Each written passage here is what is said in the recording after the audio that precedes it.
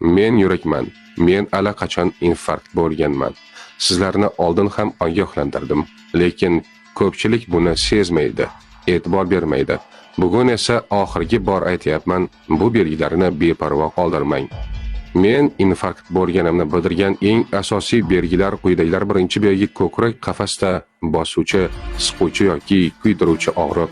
Bu og'riq 20-30 daqiqadan uzoq, kuchli va uzluksiz bo'ladi. Ikkinchi belgi og'riqcha qo'lga, yelkaga, bo'yinga yoki jag' sohasiga tarqalishi. Uchinchi belgi nafas qisishi, hatto tinch holatda ham havo yetishmasligi. To'rtinchi belgi sovuq ter bosishi, holsizlik, ko'ngil aynishi va qo'rquv hissi. Beshinchi belgi yurak urishining buzilishi, bosimning keskin o'zgarishi.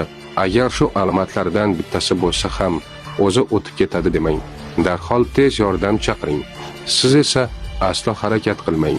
O'zingizni va yaqinlaringizni asrang.